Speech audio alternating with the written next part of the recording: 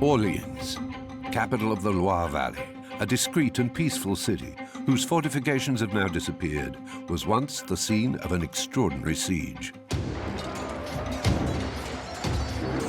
It was here in the 15th century that the English and the French clashed in an epic and bloody struggle. Trapped behind their extraordinary fortified walls, the French resisted for 7 long months, an English army determined to conquer this strategic city. Orleans, of course, was the main target as the main bridgehead and town on that river. And the English come to plunder. They're land pirates. They're land pirates. Thanks to the genius of its architects, the city of Orleans was extremely well defended. Those walls were impregnable, and its gigantic fortified bridge was to become the focus of a merciless battle. In the tower alone, let alone around the walls, up to 800 men, with loopholes from which they can fire on the attackers who are down below. What's more, the French possessed a crucial advantage, a state-of-the-art artillery that on more than one occasion would scatter the English troops. These are very important, not just in destroying fortifications, but also in their quality of scaring the opposition.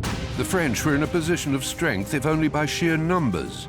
Within those ramparts, there were 30,000 of them ready to defend their city. For months, Orleans, weakened and isolated, would have to hold on. Its only hope was to get reinforcements. But then, out of nowhere, there appeared a simple peasant girl from Lorraine to relieve this desperate situation. She was just 17 years old, and her name was Joan of Arc. They were expecting a surrender. And then Joan arrived. And they got the opposite of a surrender. They got the French going on offense. Led by Joan, the French had only one goal: to free Orleans. They had no choice. They had to beat the English and thus change the course of a war that had lasted for almost 100 years and which England was poised to win. What happened during that siege? Frontal attacks, encirclement. What was the strategy of the besieging English forces? And what mistakes did they make? It was a very specific siege. The English were almost as much the besieged as the besiegers. How did the city of Orleans resist for 7 months before being rid of the English in a matter of days by Joan of Arc, the savior of Orleans?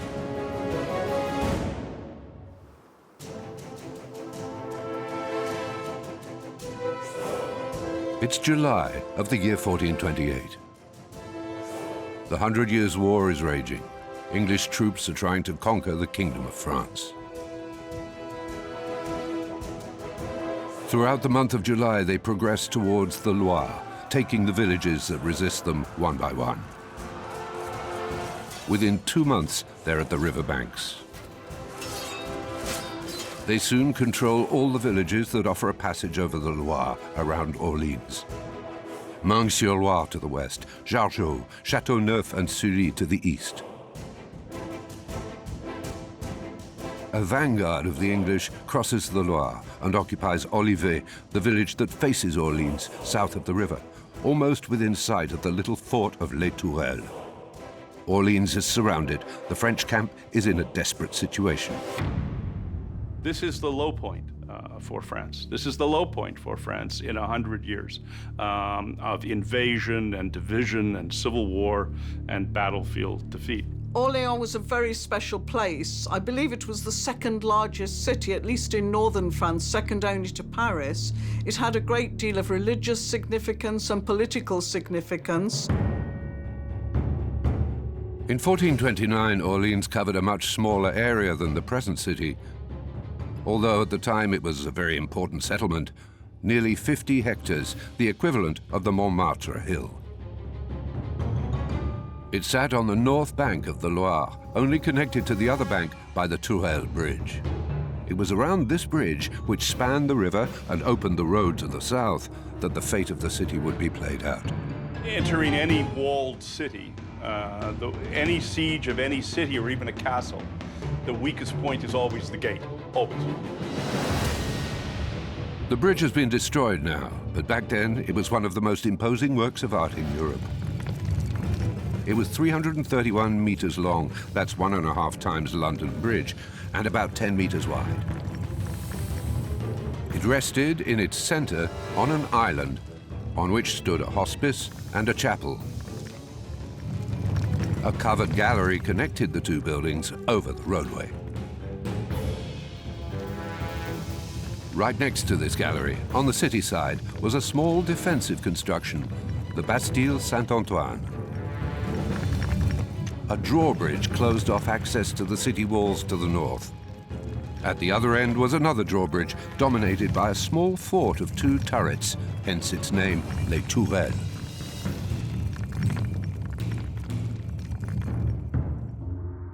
In the tower alone, let alone around the walls, up to 800 men, with loopholes from which they can fire on the attackers who are down below. So the tower gives you the advantage of height. You're firing down, generally with crossbows. And these 2 towers were protected by what's called a boulevard. The meaning of boulevard at that time was a rising slope, probably preceded by a ditch. So it was quite impressive. But this exceptional fortified bridge was not the city's only asset. At the beginning of the 15th century, Orleans was entirely surrounded by ramparts. In addition to the south gate, which gave onto the Tourelle Bridge, the city had a gate to the west, which opened onto the road to Beaugency, a gate to the north, towards Paris, and a gate to the east, called the Burgundy Gate.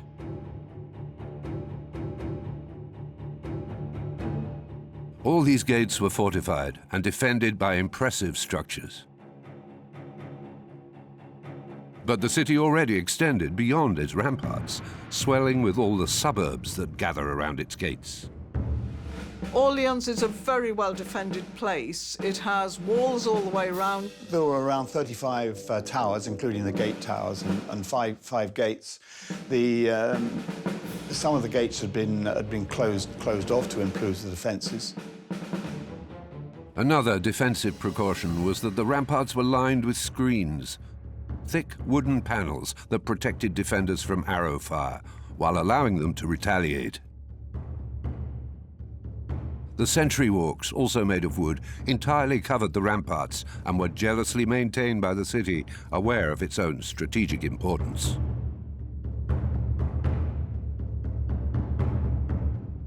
Out in front of the ramparts was the moat, a deep ditch filled by the nearby river.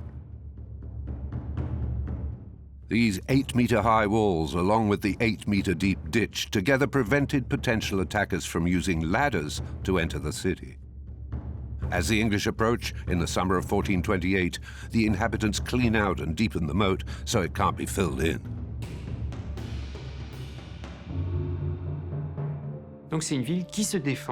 So it was a city that could defend itself. It had quite an effective citizens' militia.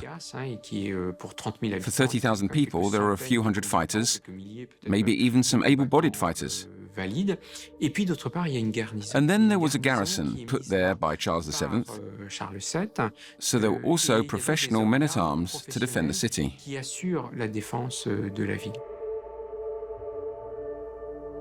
Orleans has taken every precaution. People are on the alert.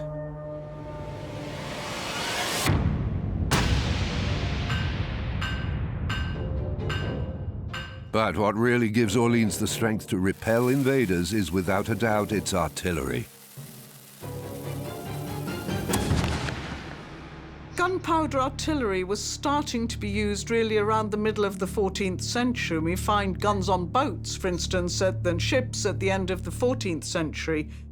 There were no cast iron pellets, there were no explosive shells, just stone balls.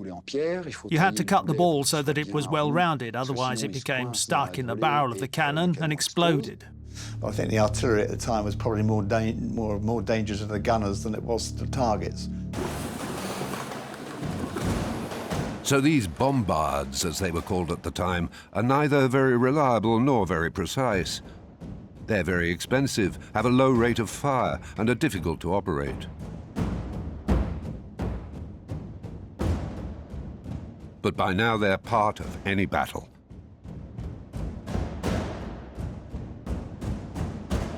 These are very important, not just in destroying fortifications, but also in their quality of scaring the opposition.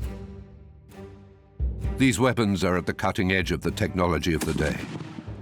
13 years earlier, one battle played a decisive role in the development of artillery. A battle, though, where no guns were used.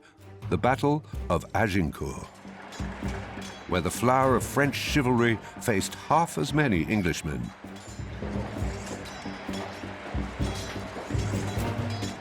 Yet in just a few volleys of arrows, those Englishmen brought the ironclad French warriors to their knees.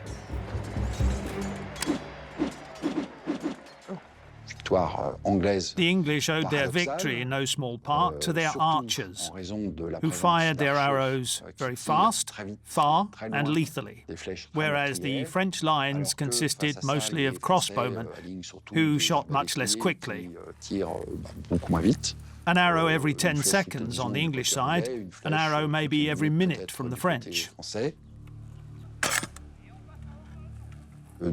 What's more, the English shot in curves, so they could place several lines of archers one after the other, shooting over the heads of their comrades, while the French used direct fire, so couldn't deploy several lines of archers.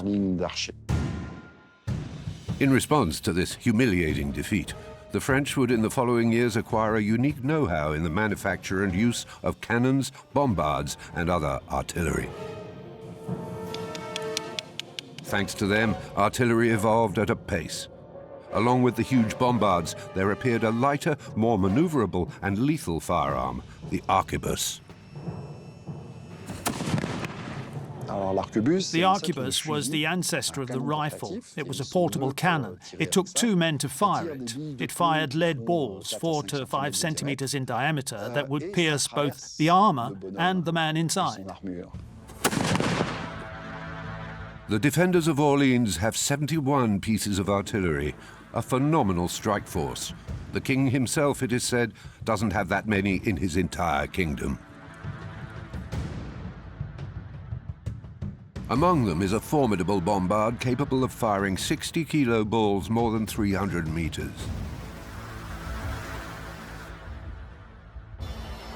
That's enough to keep at bay any Englishmen who grow too bold. Englishmen who also have cannons and will use them. They want to bring down Orleans, and to do so will attack its precious bridge. The Earl of Salisbury, who leads the English troops, orders for it to be bombarded before he launches his assault. For 7 days, the cannonballs rain down continuously on the besieged bridge. Under such pressure, the French defending the entrance to the city retreat to the Bastille Saint-Antoine and make a drastic decision. They destroy one of the arches of their bridge. Now the English can no longer enter the city. But there's a heavy price to pay. The defenders can no longer leave it from the south. The siege of Orleans has begun.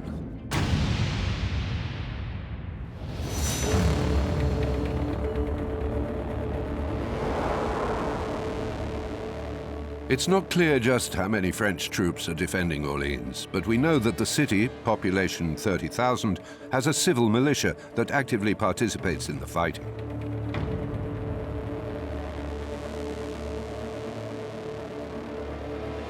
The English would need 10,000 or even 15,000 men to take the city. But the Kingdom of England is in great financial difficulty and has been unable to send more than about 5,000. The defender is inherently superior, which is why the old rule of thumb, still taught today to second lieutenants in training in every modern military, is if you're going to attack, you need a minimum of 3 to 1. Why then, in these conditions, embark upon such a perilous adventure? After all, the English already control the whole of northern France.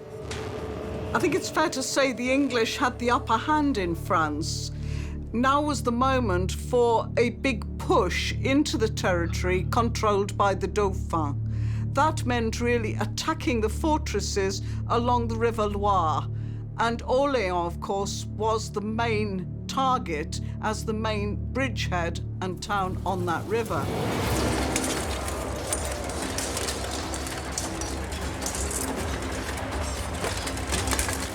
The war between the crowns of France and England has been going on for almost a century.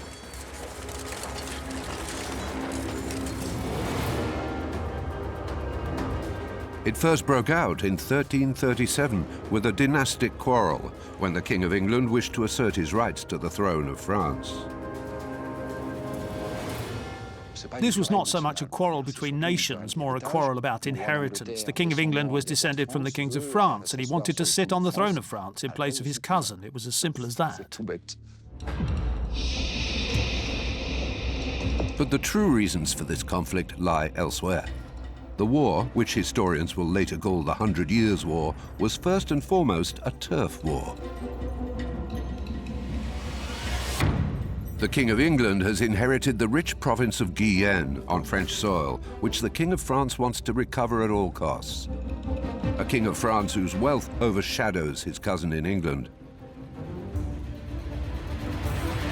More fundamentally, the main purpose of England's invasion in the 14th century is England is a poor, scrabby, backward kingdom compared to France. And the English come to plunder. They're land pirates. They're land pirates. With the military successes and setbacks of the two belligerents, large portions of French territory would pass hands from one crown to another. In 1428, just before the start of the siege, England controlled all the provinces north of the Loire. Paris and the Ile-de-France were acquired from them. After being passed from hand to hand, Guyenne fell into those of the King of England.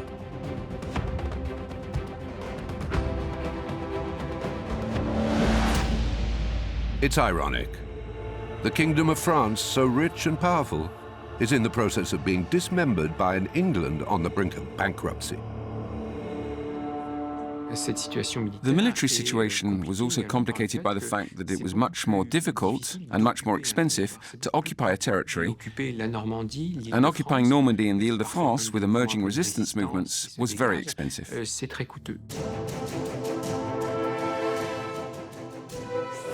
In the early summer of 1428, the Duke of Bedford launches a major offensive southward from Normandy.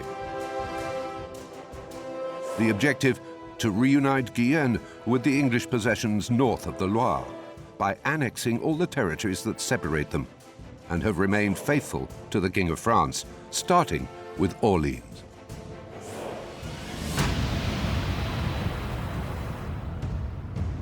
September the 4th, and the siege of Orleans has just begun. The English are in a strong position since they managed to take the bridge of the turrets. But an unexpected event is about to upset the well-oiled campaign plan of the English. The day after the capture of the turrets, while Salisbury, the captain of the English troops, inspects Orleans' defenses, he is hit in the head by a ball fired from the ramparts. It seemed some kid fired off a bombard, and the gunners arrived a bit later, saw the kid running away, the cannon smoking, and so on. And a cannonball entered the window and severely wounded Salisbury, and he died from that a few days later. The English army, now deprived of its leader, is lost. Nearly 4,000 men stand under the ramparts of Orleans, not knowing what to do. They expect it to be paid until the end of December 1428. They're prepared for a 3-month siege. It will last nearly 7. And on top of their disappointment, there are some pretty questionable strategic plans. For there is a method commonly used during sieges at that time that could have brought down the city much more quickly. The mine, an absolute nightmare for the besieged. So you tunnel under the wall, You make a cavity under the wall. You fill that cavity with firewood, animal carcasses. If you put a pig in there, for instance, the melting fat from the pig increases the heat of the flame, and the flames crack the stone, and then the walls fall into the cavity, and then you breathe. So obviously the miners weren't being used. Pourquoi? On ne sait pas. We don't really know why. Est-ce que les fossés Were the ditches in front of the walls too deep? plus profonds que ce qui était Too prévu? deep for sappers to be really effective? In any case, there were no mining operations.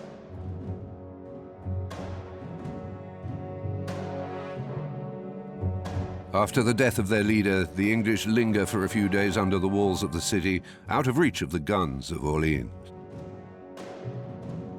Then they retreat several kilometers back, leaving only a few dozen men garrisoned in the fort of the turrets.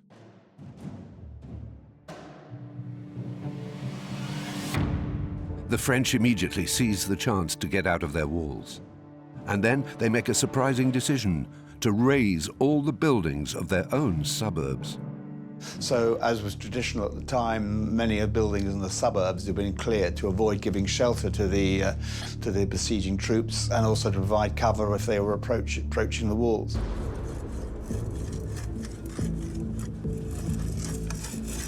But the English aren't about to give up. They need to change their strategy. They know what they have to do: surround the city. The 4,000 British soldiers return in force to take a position all around the city. If they can't take Orleans by storm, they'll try to isolate it and starve its inhabitants.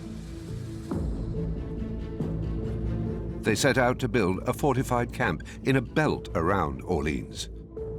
Small buildings protected by ditches that should allow them to cut off the city from all supplies. It was a kind of no man's land of half-destroyed buildings and half-destroyed churches, and it was where the English would settle in. In 4 months, they will build 9, a true feat of military engineering. First, to the east, the Bastille Saint-Loup. It overlooks the Loire and cuts off the road to Burgundy. Then, almost opposite to the west, the Bastille of Saint-Jean-le-Blanc. South of the fort of the Tourelle is the Bastille of the Augustinians. To the southwest, that of Saint-Privé. Going north, they build a 5th Bastille in the middle of the river on the islet of Charlemagne. On the right bank, the Bastille of the Croix-Boisée blocks the road to Blois. Further north, the Bastilles of Fort London and Fort Rouen close the road to Châteaudun, and Fort Paris, the road to the capital. A bastille was like a small fortress, and they were usually, or at least wherever they could, built around an existing building, around a church, for example. All they had to do was dig a ditch. The earth from the ditch was used to make an embankment, and on this embankment they built a stockade. Life in one of these wooden bastilles that were made by the English. They were sort of rather like IKEA pack furniture. These were wooden constructions, and pretty miserable to spend your life in there watching for the French. Rather boring life as a soldier. Stuck there in their bastilles, living in precarious conditions and idle, the English fighters lose their edge. The troops' morale steadily declines. In their bastilles, the English were almost as much the besieged as the besiegers. It wasn't easy for them to get out, again, because they didn't have sufficient numbers. To build the English bastille, a huge effort to do this, but that doesn't get you over the walls. That doesn't get you into the city. It's as if they were relying on the threat of an assault to sort of frighten the defenders and counting on the weakness of France, the weakness of the king not to reinforce, so that they were expecting a surrender. But the English must realize that Orleans has no intention of surrendering. And on the other hand, that their encircling strategy has flaws. Surprisingly enough, I've come across no reference to any construction of any bridges or even pontoon bridges to allow communication between the different parts of the besieging army. So bringing support to one which was under attack was problematic. But the English make another mistake, a mistake that will cost them dearly. Their plan is incomplete. They haven't built a bastille in the northeast, a stroke of luck for Orleans. Thanks to this gap in the English encirclement, there's still an access to the city. As a result, it will never be fully blockaded. The commanders could come and go virtually at their ease. So there were many sorties by both sides. There was even a tournament held at one point. But I think the most important thing for both sides, both the French in Orléans and the English, was getting food supplies. For after 4 months of siege, food and ammunition stocks are at an all-time low. It's an impasse. And for the French, it's time to go on the offensive.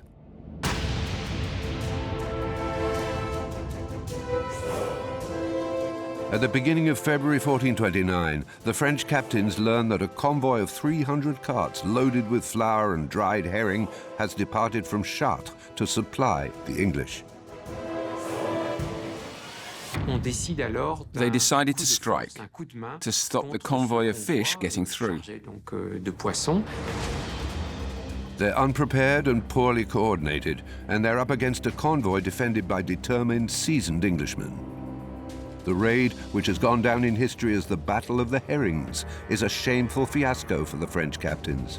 It boosted English hopes that they would get the food into the siege camp at Orléans, and it wouldn't be too long before Orléans would fall to them. It's a heavy blow for the French camp. But the English haven't won the game yet, and despite the fresh supplies, their morale is at an all-time low. There are more and more desertions.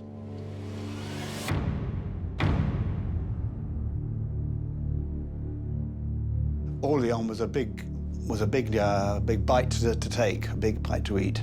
The advantage, of course, with Orléans was that it opened up the prospect of moving farther into the south and towards Bourges, which was in effect the capital of the Dauphin. Many rather pejoratively referring to him as the King of Bourges. This little King of Bourges is Charles VII, a king without a crown, who inherited a kingdom in tatters. For as well as this war against the English, he has a civil war on his hands. The situation was further complicated when, in October 1422, the Dauphin proclaimed himself King of France under the name of Charles VII. But to be a legitimate king, you had to be crowned at Reims. It's the combination of the divine right of kings with the specific mediation of a coronation, which gives a king a priest-like quality. People expected God to intervene in daily affairs, in the affairs of kings, and in the affairs of battle. But Reims, like Paris, is in the hands of the Burgundians, and thus the English. Charles VII can't go there, so he's condemned to remain the little King of Bourges. By 1428, his troops have recaptured Chinon, and he set up his court there.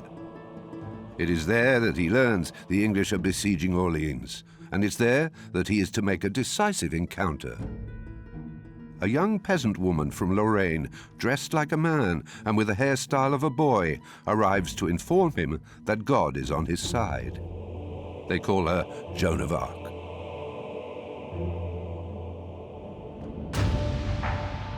A young girl who knows nothing about warcraft has decided to end the siege of Orleans. At just 17 years old, she will turn the tide of the war and leave her mark on the history of France forever. She grew up in Domremy, a village wedged between Champagne and Lorraine, in an enclave loyal to the Dauphin, but surrounded by Burgundian lands. Since the age of 13, she has been having mystical visions and hearing voices. Voices that urge her to throw the English out of France and to lead the Dauphin to Reims to be rightly crowned king. She manages to meet the king and tell him of her vision. She had to pass a test to be considered a true prophet. And she did. A prophet then had to give a sign. And the sign Joan gave was that the siege of Orleans would be lifted. Does the king really think he's under orders from heaven? One thing's for sure, though. After meeting Joan of Arc, Charles VII provides her with weapons and horses and sends her to Orleans. But that in the end she was able to persuade his counsellors and his advisors, and indeed the church, that perhaps there was something in what she was saying. And I don't know, here, this is just entirely my speculation, but I suppose it had got to the point was, well, why not give it a try? Who knows? It might just work. Joan leaves Chinon and makes a stopover at Tours, where she is equipped with her armor and banner. A banner made according to order for her, with golden fleur-de-lis on a white background, along with the words, Jesus, Mary. She stops again at Blois, where she joins a convoy of supplies for the inhabitants of Orleans, escorted by 500 men. Along the way, she dictates a letter addressed to the King of England and sends it to the besiegers. The letter says, I say to you in God's name, go home to your own country. If you do not do so, beware of the maid and of the damages you will suffer. But there were quite a lot of other rude allusions that basically, in modern parlance, was get the hell out of here. What the hell do you think you're doing in this country? It was very abrupt and very direct. The English must have thought that she was completely crazy, and that the French were lost if they trusted this girl who was obviously as mad as a hatter. I think they would have said, who is this loony? What the hell is this? Yeah? But I think we can see that what Charles and his advisors were doing were trying to combine all of this and make it something much more than a military maneuver. It was really a crusade. Their argument was obviously that Joan of Arc had arrived saying she was there in the name of God. And God was against the English, and the English obviously didn't agree.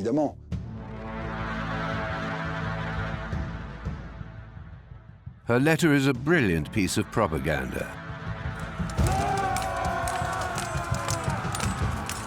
By writing it, this unknown peasant girl gives a call to battle to all the Dauphin Charles's supporters.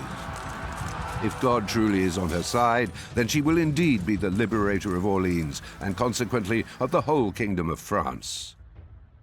Orleans has run out of food. French reinforcements must at any price get into the city.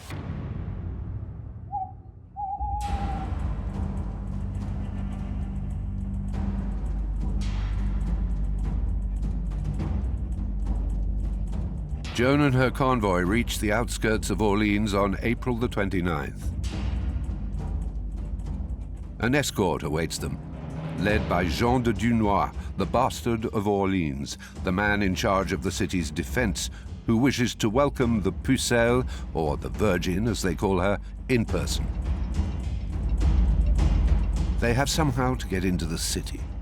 The river remains the safest way, but the boats that have to carry the heavy supply convoy upstream can't make it against the current.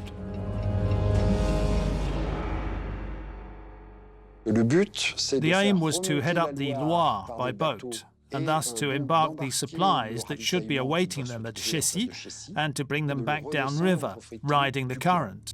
Except that the wind was blowing the wrong way.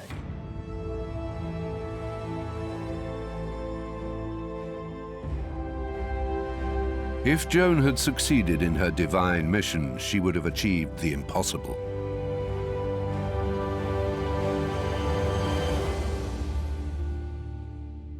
But then suddenly the wind changed direction, a climate phenomenon, of course, but back then people believed that a sparrow couldn't fall to the ground without God wishing it. So if the wind changed direction, it was because it was what God wanted, and that meant that he was on Joan of Arc's side.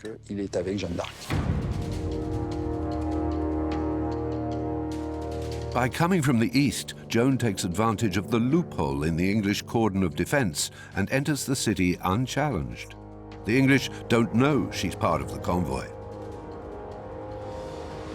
On the 29th of April, after more than 6 months of siege, she enters Orleans in triumph, bringing reinforcements, supplies, and above all, hope that the Dauphin has not forgotten Orleans, and also that God, the King of Heaven, is on the side of the Dauphin. But in Orleans, on that evening of Friday, April the 29th, the arrival of Joan of Arc was expected. They'd been hoping for it and been talking about her for some weeks. She was not going to be the person sort of leading from the front in terms of, you know, I've got the sword or I'll attack first. It's not that. It's that she is boosting the morale. She is forming the resistance, if you like, to the English.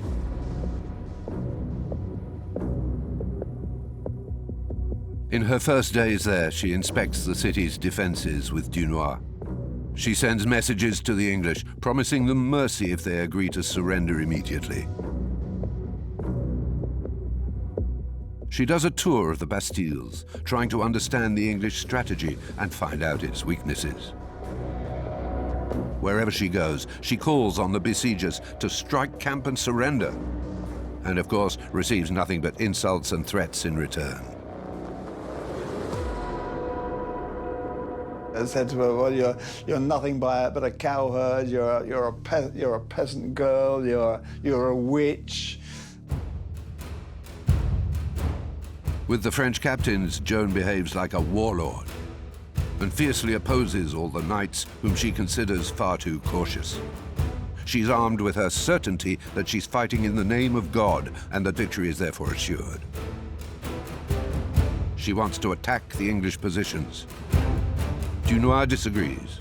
His garrison isn't strong enough. Joan convinces him to go to Blois for reinforcements from the royal army. It was an army of certainly a few hundred men, but more likely several thousand. So it certainly would have been able to change the balance of power, especially since the English and their allies were somewhat weakened, since the Duke of Burgundy had withdrawn his contingent. So the French, when it came to numbers, had the upper hand. On the 4th of May, with Orleans under siege for nearly 7 months, Dunois arrives back with the expected reinforcements. It's time to attack.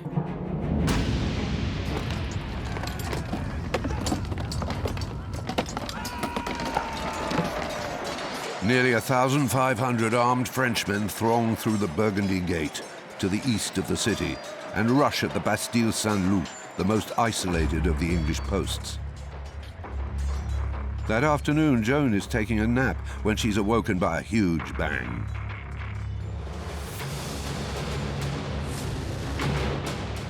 She quickly grabs her banner and rushes to join the fray. When she got to the Bastille Saint-Loup, she found the French surrounding it, but unable to get in.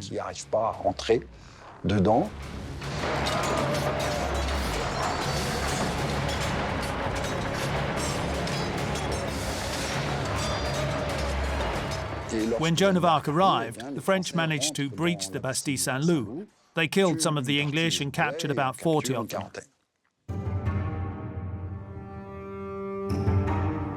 The first of the 9 locks that protect Orleans has been broken. The French are now attacking, they're coming out, they're attacking. The risk factor for the mercenaries goes up. Then when the French take the bastions and burn them, I mean, that is both militarily significant, but also psychologically significant. The next day, the 5th of May, is a holy day, the Ascension. Joan, true to her religious fervor, refuses to fight. So it's on the 6th of May that battle resumes. This time the objective is the Bastille of Saint-Jean-le-Blanc on the left bank of the Loire. The plan is to surround it, then bring it down, so as to completely free up the southeastern entrances to the city and deprive the Tourelle garrison of one of its lines of defense.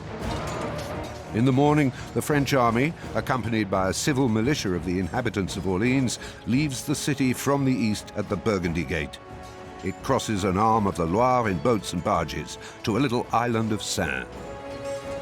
From there, they hurriedly assemble a bridge of boats, by means of which they reach the left bank of the river.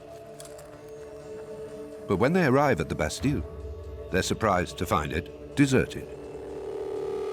They found, in fact, that it had been evacuated, and the English had withdrawn to the Augustin Bastille as a stronger point, and also to have the concentration of numbers. The English were not very numerous, and they were scattered over a dozen bastilles or forts, so that helped the French to wear away at them, step by step. So Joan of Arc's strategy was right.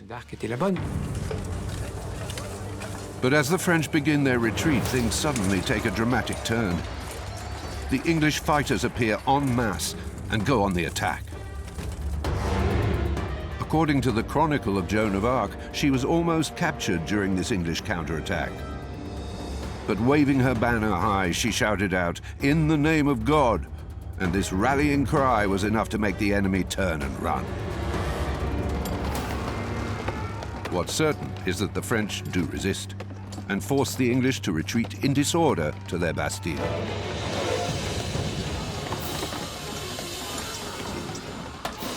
Carried away by their momentum and stirred up by Joan in a mystical trance, they continue their assault and manage to break through the palisade of stakes in several places. At dusk, they even manage to take the Bastille of the Augustinians. This time they show no mercy and take no prisoners. All the Englishmen who haven't taken refuge in the fort of the Tourelles are massacred on the spot. Straight away, the English abandon the Bastille Saint-Privé and gather their forces on the right bank of the Loire. The 800 or so men gathered in the fort of the Tourelles are isolated and surrounded by the French. Obviously, all these successes, one after the other, were not really very impressive from the military point of view, because the English were not in fact very numerous. They were in bastilles that were jerry-built. They weren't exactly castles. But at any rate, no one had succeeded until then. In the morning, Joan, banner in hand, sets off to join the fighters on the southern shore. As she passes, the men of Orleans fall in with her. And when she reaches the Burgundy Gate, she's surrounded by a motley troop ready to fight with anyone.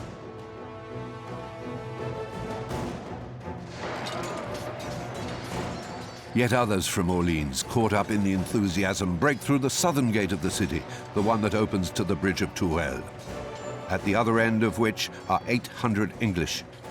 With planks and beams, they set about repairing the bridge to get the English in a stranglehold. The attack has begun, and it's going to last all day. To the south of the fort, protected by a rampart, they erect ladders and attack the ramparts behind a rain of English arrows and crossbow bolts. In the north, cannons are brought out of the city and installed on the islet of Saint-Antoine in the middle of the river. They bombard the fort of Les Tourelles relentlessly, but to no avail. They push under the drawbridge a boat filled with burning hay, felt, sulphur, and horses' hooves in order to blind the English archers and suffocate the garrison.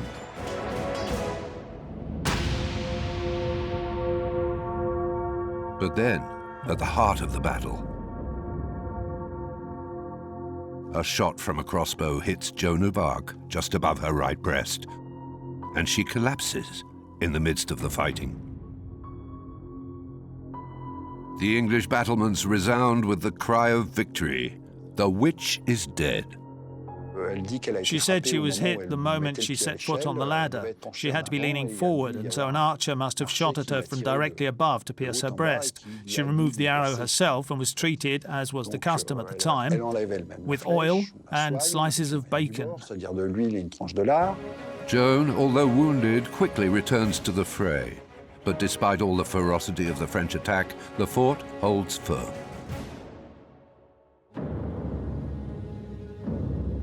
As the day ends, doubts arise in the French camp.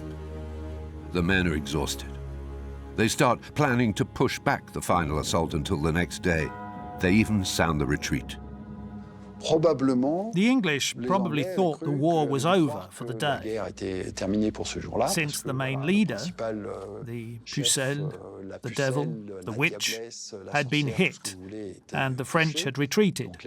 So you'd assume that they'd be quiet for the night. And that's when she cried out to her French troops, "It's all yours. Get yourselves inside." It's one of Joan of Arc's most famous phrases and does ring true. It seems she really did galvanize the French fighters. The French launched their attack on the famous Tourelle Bridge. The English defenders are too few and are quickly overcome. They flee back into the fort. But the drawbridge is on fire and collapses under their weight, and many are those drowned in the waters of the Loire. Most of the others fall under the blows of the French, who penetrate inside the turrets on both sides, north and south. That's where the siege had started. So freeing the bridge was really meaningful for the people of Orleans. As night falls, the French have taken control of the entire right bank of the Loire, and Orleans is once again accessible from the south. The French are victorious, and Joan has won her bet. After 6 months and 28 days of pressure, the siege of Orleans is over. On this day alone, nearly 1,000 Englishmen have been killed and more than 200 captured. To be honest, I think the English siege was fizzling out by this time. There certainly weren't as many troops there. They knew that the French had raised a very big army, and therefore, at the end of the day, maybe there is a military explanation for the reason the French are able to save Orleans and to drive the English away. The next day, with all the bells of the city already ringing to celebrate the victory, the English captain orders the demolition of the last Bastille held by his troops. But for them, the fight isn't over yet. The English army assembles facing the city in battle order to the west of the ramparts. The French come out in arms. This face-off will last more than an hour, during which Joan of Arc will stubbornly refuse to engage in combat. It's Sunday, and good Christians do not fight on the day of the Lord. In the end, the English give up and retreat, leaving behind them both food and cannons and their wounded. The French victory is total. The lifting of the siege of Orleans was really a very far-reaching event, since it was the event that restored confidence to the camp of Charles VII. What was Joan's influence? Well, militarily, I would say, and there may be other historians that disagree, I would say minimal. Politically, critical. Absolutely critical. And the war at the end of the day is about politics. The siege, which lasted nearly 7 months, was lifted in less than 9 days after Joan of Arc arrived. It is she that the people of Orleans remember, the 17-year-old girl who knew nothing of warfare, but who drove off the English and liberated their city. This illiterate young peasant girl, Joan of Arc, had announced that if she were taken to Orleans, she would show a sign. And indeed, she showed that sign both quickly and definitively on the 8th of May, 1429. In less than a month, all the cities conquered by the English the previous year were taken back by the French.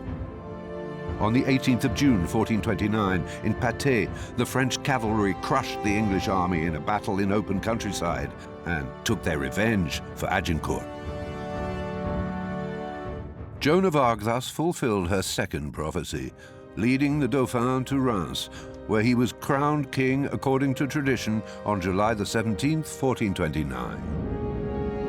He was then the one legitimate ruler of the Kingdom of France and would succeed in recapturing the whole country. When he died in 1461, of the whole mainland, the English only controlled the city of Calais. As for Joan of Arc, she would not see the English driven out of France. She was captured by the Burgundians who sold her to the English. Her story would end at the stake in Rouen on the morning of May the 30th, 1431. but by freeing Orleans. She had turned the tide of a war that had been going on for 100 years between France and England, and thus earned her place in the history books.